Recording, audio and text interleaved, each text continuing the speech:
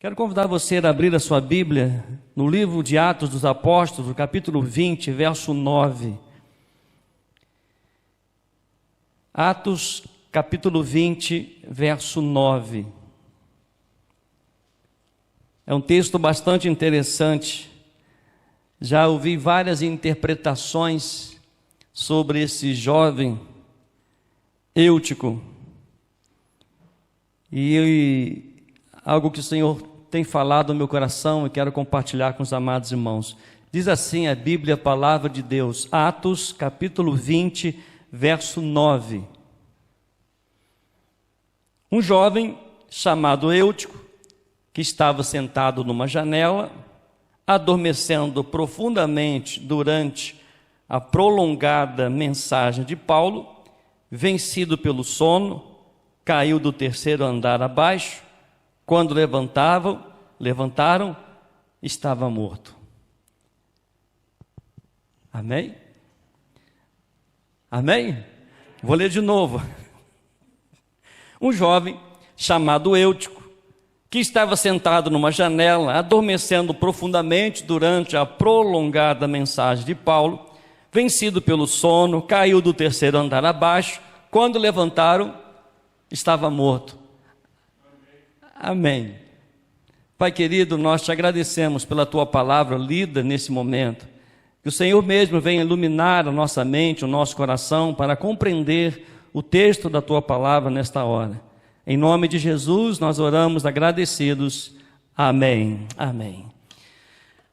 Se franqueássemos a palavra aqui aos irmãos, já ouvi inúmeras mensagens, inúmeras interpretações desse texto. Vamos arrumar culpado para tudo aqui e para todos. Culpado do jovem, por que ele ficou na janela? Culpado da igreja, por que a janela estava aberta? Tinha muita gente? Não tinha. A luz era fraca, e quando a luz é fraca e o culto é prolongado, tem gente que dorme. A mensagem talvez é uma mensagem como se fosse uma espada, né? Longa e chata. Bom, prolongada. Paulo demorou muito na sua pregação. Não sabemos como foi o dia daquele jovem, um dia cansativo, ou talvez ele estava olhando o Facebook na hora do culto, mexendo no celular na hora do culto. Eu acho que quem mexe no celular na hora do culto vai cair mesmo, tem que cair mesmo, não por sono, mas por possessão demoníaca, porque tinha que estar com a palavra de Deus na mão. Tantas coisas que a gente poderia tirar desse texto, mas eu não quero focar aqui sobre essas coisas que as pessoas falam, comentam, mas eu quero chamar a nossa atenção de como tem sido o nosso culto a Deus, como tem sido a minha particularidade com Deus. É interessante que Paulo está em Troade e ali, diz no versículo 7, no primeiro dia da semana, nós nos reunimos a fim de partir o pão. Paulo que pretendia viajar no dia seguinte, falava aos irmãos e prolongou a mensagem até meia-noite. São 8h30, 8h30, 9h30, 10h30, 11h30. Daqui a 3h30 a gente termina, amém? Vai cair muita gente aqui, não é? Mas não é isso. Mas quando eu leio essa história do Eutico, meus amados, uma das coisas que mexe comigo é entender que ele não caiu porque estava longe da palavra. Ele caiu estando perto da palavra. Janela não é lugar para a gente ficar. Aqui nós não podemos, aqui no texto nós podemos reconhecer que ele estava no ambiente certo, ouvindo o apóstolo Paulo. Ele estava no lugar onde a palavra estava sendo liberada, mas mesmo assim estava sentado na janela. E é justamente aí, meus amados, que está o perigo, porque a janela, ela fala de uma posição, uma posição instável. Não é totalmente fora, mas também não é completamente dentro. É perto, mas é exposto. É presente, mas sem firmeza. Quando nós sentamos na janela, se você observar, se até a gente ficar na janela, qualquer distração ali vai chamar a nossa atenção. E qual é a nossa atenção? Na janela de fora, olhando para fora, ou na janela olhando para dentro, observando, lendo a palavra de Deus, ouvindo a palavra de Deus. Nós estamos vivendo num tempo que nós precisamos pregar a palavra de Deus. A gente já ouve isso, a gente tem ouvido bastante isso. Não, hoje em dia não tem mais como pregações prolongadas. Hoje em dia tem que ser tudo mais rápido. Hoje em dia as pregações, no máximo 20 minutos é o suficiente. Porque já distrações, já não estão nem mais na janela, já estão na porta, já estão querendo ir embora. Não, muitas pessoas não querem mais ouvir a voz de Deus. As pessoas não querem mais se aprofundar no conhecimento da palavra de Deus. Estar à janela é um grande perigo, porque tudo pode distrair você. Estar na janela é um grande perigo, porque janela não é lugar para ficar sentado, para ouvir a palavra de Deus. Se nós desejamos avivamento bíblico e espiritual, nós precisamos estar perto da palavra de Deus, comprometido com o Senhor. E eu olho para isso e penso que quantas pessoas estão assim hoje, continuam vindo à igreja, continuam acompanhando, mas por dentro já começaram a se inclinar para fora. O coração ele vai ficando distraído, a vigilância ela vai diminuindo, o cansaço vai pesando, e quando percebe aquilo que parecia só um detalhe, já virou um risco de queda. E quantas pessoas começam tão bem na igreja, começa com tanto gás, e aí começa a se distrair, começa a se afastar, começa a sentar na janela, começa a se distrair com as coisas lá de fora, começa a não ler mais a Bíblia, não tem mais compromisso com o Senhor, tem todas as desculpas, está cansado, está com sono, está frio, está doente, tem jogo, tem sol, tem poeira, tem Covid, tudo. O grande perigo de estar na janela, nós estamos distante daquilo que o Senhor deseja para cada um de nós. E nós precisamos, meus amados, há dois pilares fundamentais na vida de uma igreja, na vida de uma pessoa cristã: oração e palavra. Hoje há muito entretenimento, hoje há muitas coisas, porque as pessoas gostam de ficar na janela. As pessoas gostam porque é muito mais cômodo, é muito mais tranquilo ficar na janela, mas não sabe também o grande risco que está correndo. É interessante, meus amados, que ele foi vencido pelo sono. E eu vejo que ainda acontece isso com muita gente. Não é falta de acesso à palavra, não é falta de culto, não é falta de oportunidade. O problema é permanecer perto sem se posicionar na verdade. São aquelas pessoas que vêm constantemente, são ativamente, mas que não mudam, que continuam sempre as mesmas pessoas.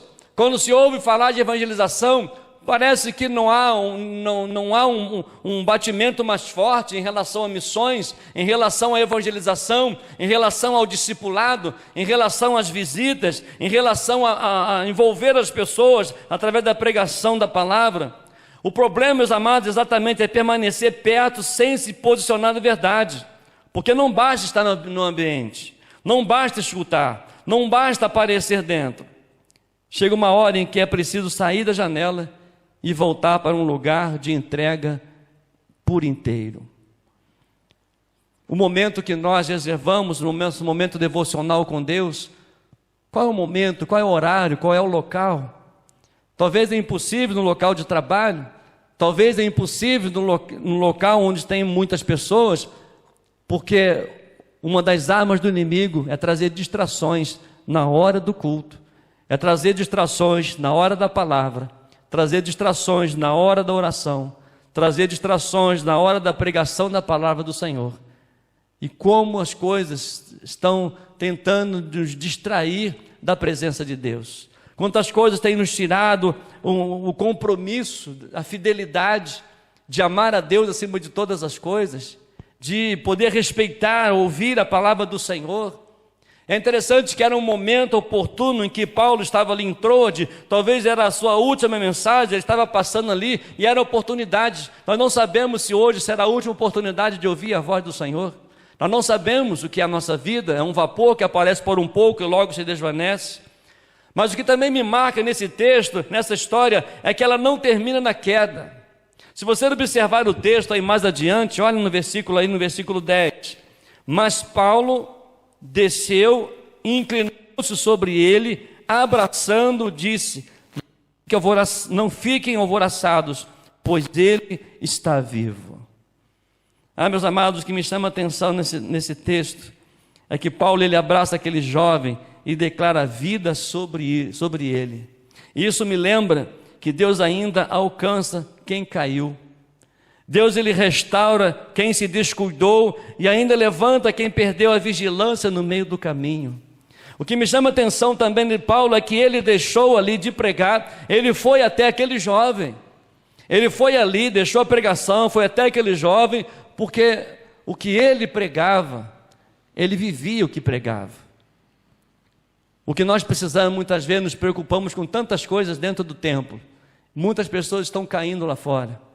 E nós muitas vezes não paramos, queremos continuar fazendo e deixamos as pessoas caídas, deixamos as pessoas se afastando, deixamos as pessoas se distanciando da palavra de Deus, deixamos as pessoas se distanciando do compromisso com a leitura da palavra de Deus. São escolhas, mas a nossa responsabilidade, o nosso privilégio é poder abraçar essas pessoas e trazer restauração e trazer vida pelo poder do nome de Jesus.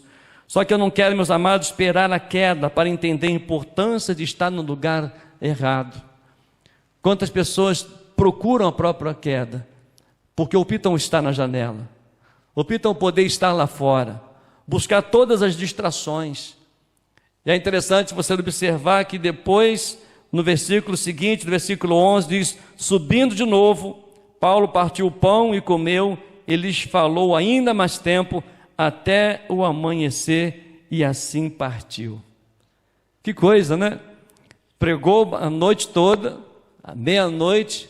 Talvez foi uma estratégia para parar para o povo lanchar, né? Porque eles comeram depois aqui, não sei, né? Foi o homem ali, ressuscitou, eles comeram, beberam, e Paulo voltou a pregar até o amanhecer. Algo que nós precisamos, amados, entender nesse texto: nada pode substituir o desejo de buscar ouvir a palavra de Deus. Vivemos num tempo de tanta fragilidade espiritual. O irmão Elias falou no domingo na classe, aqui na escola bíblica dominical, a falta de discernimento, sensibilidade espiritual. A falta de sensibilidade espiritual tem trazido as pessoas de uma maneira muito lenta, de uma maneira muito vaga na vida espiritual. Não se esforçam para ler a Bíblia, não se esforçam para estar na escola bíblica dominical, não se esforçam para estar na casa de Deus, ou não se esforçam para ter um momento significativo na presença do Senhor. Visitando o irmão Paulo, ele disse o seguinte: que saudade eu tenho da igreja. A gente vai visitar alguns irmãos impossibilitados de vir à igreja, e quantas pessoas falam: que vontade, que saudade eu tenho da igreja, que vontade de estar na escola bíblica dominical. Há muitos anos atrás, eu fui visitar uma senhora, não era daqui, e ela disse assim: pastor, ainda tem aquela revistinha da escola bíblica dominical? Eu disse: tem, ainda existe. Ela: como eu sinto falta, o senhor traz uma para mim. Pessoas que amam a palavra de Deus, pessoas que são motivadas pelo Senhor a buscar, a ouvir a direção do Senhor. Mas também, meus amados, é outro que me faz pensar que muita gente quer proximidade sem profundidade.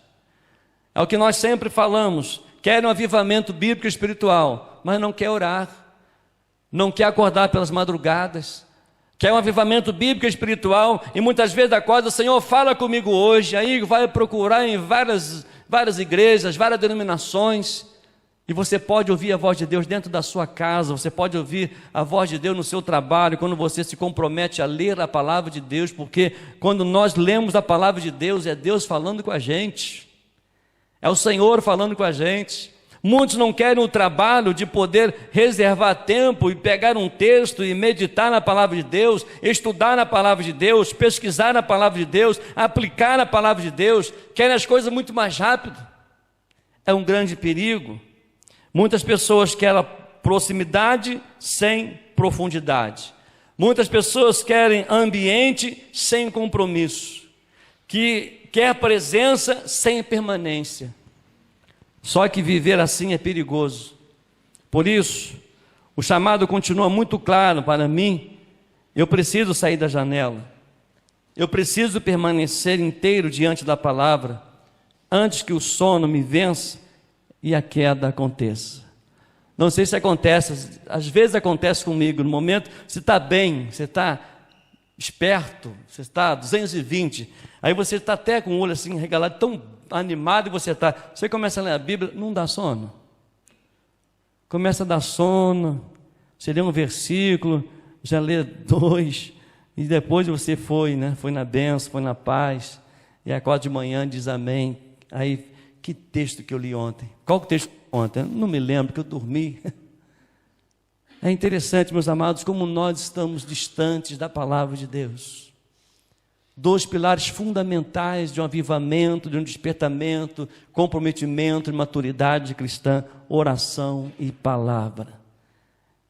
E são as duas impressionantes menos frequentadas. São os 2 encontros menos frequentados: oração e palavra, comprometimento com a palavra, crescimento espiritual. Não é o tempo que vai fazer você ter maturidade, mas é a sua intimidade com Deus. Conheço pessoas que têm 40, 50, 60 anos de maturidade de vida cristã, é a mesma coisa, não muda. Mas eu conheço pessoas recém-convertidas que já leram toda a Bíblia, que evangeliza, que ganha almas para Jesus, porque não é o tempo, é a qualidade. Os irmãos conhecem o meu irmão, o Moisés, o Léo conhece muito bem, né? Estava na clínica de recuperação, e Moisés está uma bênção. Moisés está uma bênção. Ele hoje, o que ele mandou de áudio para mim dizendo que me ama, não está no gibi. Ele falou mais que a Jerusa que me ama. E ele, o tempo todo, você é minha base, você é meu suporte, abaixo de Deus é você, é minha família, é o Léo que me ajuda, Deus tem me abençoado, e tantas coisas. E é interessante que uma experiência que eu tive com Moisés, eu já contei aqui, quando nós éramos pequenos, Moisés ele tinha, eu vou falar, mas ele sabe disso, Moisés ele tinha um problema de urinar muito na cama. Urinava muito, acordava todo urinado, tadinho. E aí, e um dia, o pessoal sempre brigando com ele, porque realmente era difícil, algum tempo desse, urinar tinha que lavar tudo, e um dia eu falei lá em casa, lá, a gente não pode mais fazer isso com Moisés, brigar com Moisés por causa disso. Aí eu peguei e fui para a igreja um domingo pela manhã, peguei minha Bíblia, fui para a igreja, era membro da igreja do Quitandinha.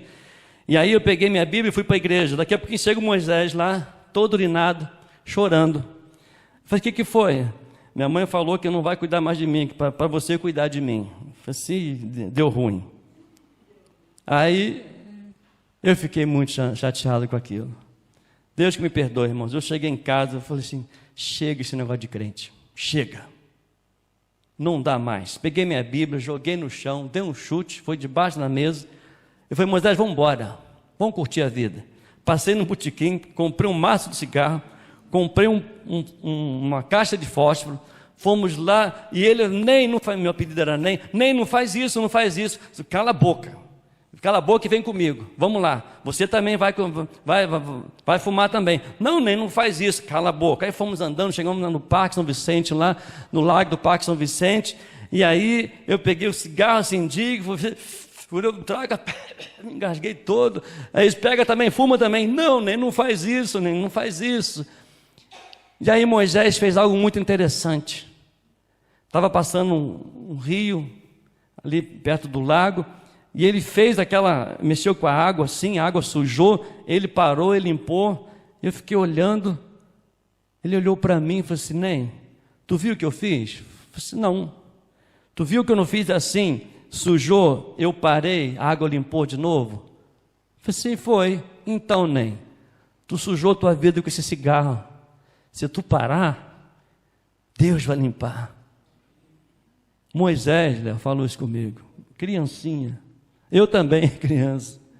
Aí eu peguei aquele cigarro, botei na água, a água levou, você limpou. Peguei a caixa de fósforo, limpou. Deus faz todas as formas porque Ele quer nos ver perto dEle. Viver perto dEle é renunciar aos nossos desejos, é renunciar às nossas contrariedades e buscar ter a palavra de Deus. Não é sacrifício acordar às 7 horas da manhã para vir orar. Não é sacrifício acordar às 4:30 da manhã para ir na reunião dos sacerdotes orar. Não é o frio, não é o lugar, não é um momento, mas é o desejo de estar mais próximo de Deus. Não devemos mais, meus amados, ficar nas janelas. Não devemos mais ser dominados pelo sono espiritual e perder as maiores e melhores oportunidades da vida, que é estar próximo de Deus, experimentar os milagres, experimentar a ressurreição. O nosso Deus é um Deus que ressuscita, é um Deus que restaura, é um Deus que transforma, é um Deus que nos fortalece, é um Deus que está conosco e quer falar ao nosso coração, e nós não podemos mais ficar distraídos com as coisas desse mundo. Não devemos mais ficar distraídos, vir à igreja, mas ficar na beirada da janela, buscando distrações, ou sendo distraído por tantas coisas, tantos focos que têm nos tirado do privilégio de experimentar os milagres do Senhor. E é interessante que, quando falaram com Paulo que aquele jovem estava morto, nós levantamos, ele está morto, Paulo foi até ele, Paulo o abraçou, aquele jovem ressuscitou, e eles voltaram à palavra do Senhor. Irmãos, lugar de crente é na presença de Deus. Lugar de crente é na presença de Deus, na igreja, na casa do Senhor.